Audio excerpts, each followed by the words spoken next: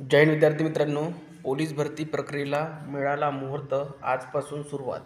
2022 पासून ते 25 पर्यंत वयोमर्यादा संपलेल्या उमेदवारांनाही विशेष संधी.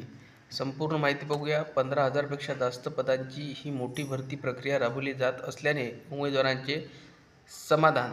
महाराष्ट्र पोलीस दलामध्ये 15,000 पेक्षा जास्त पोलीस पदांची भरती प्रक्रिया आजपासून 29 ऑक्टोबर सुरू होत आहे. यामध्ये पोलीस शिपाई, पोलीस शिपाई चालक, बॅट्समन, कारागृह शिपाई आणि SRPF या पदांचा समावेश आहे. याबाबत पोलीस भरतीच्या संकेतस्थळावर माहिती प्रसिद्ध करण्यात आली आहे. यामध्ये सन 2022 पासून तर 25 पर्यंत वयोमर्यादा संपलेल्या उमेदवारांनाही एक विशेष संधी देण्यात आली आहे. गेल्या वर्षी 18,000 पेक्षा जास्त पदांची भरती प्रक्रिया पार पडली होती. याही वर्षी 15,000 पेक्षा जास्त पदांची ही मोठी भरती प्रक्रिया राबवली जात आहे. त्यामुळे पोलीस भरतीची तयारी करणाऱ्या उमेदवारांमध्ये समाधान व्यक्त होत आहे. पोलीस शिपाई पदासाठी ऑनलाईन फॉर्म भरण्याची प्रक्रिया 29 ऑक्टोबर ते 30 नोव्हेंबर, 1 महिना असणार आहे.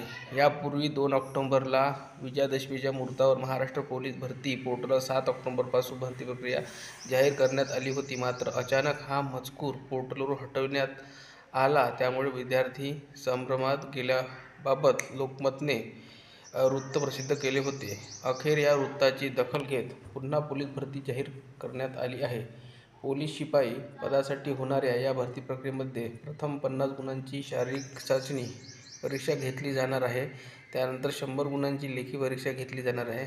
शारीरिक चाचणीमध्ये किमान 50% गुण मिळवणारे उमेदवार एकास 10 प्रमाणात 100 गुणांच्या लेखी परीक्षेसाठी पात्र असणार आहे. लेखी परीक्षेत सुद्धा किमान 40% गुण मिळवणे अनिवार्य केले आहे. अशा प्रकारे उमेदवारांची अंतिम निवड शारीरिक चाचणी व लेखी परीक्षा अशा एकूण 150 गुणांमधून केली जाणार आहे. स्पर्धा अधिक. पोलीस भरतीमध्ये वयवाढ दिली आहे. यामध्ये सन 2022 पासून ते 25 पर्यंत वयोमर्यादा संपलेल्या उमेदवारांनाही एक विशेष संधी दिली आहे. त्यामुळे यंदा भरतीसाठी अर्जाची संख्या, स्पर्धाही जास्त असणार आहे.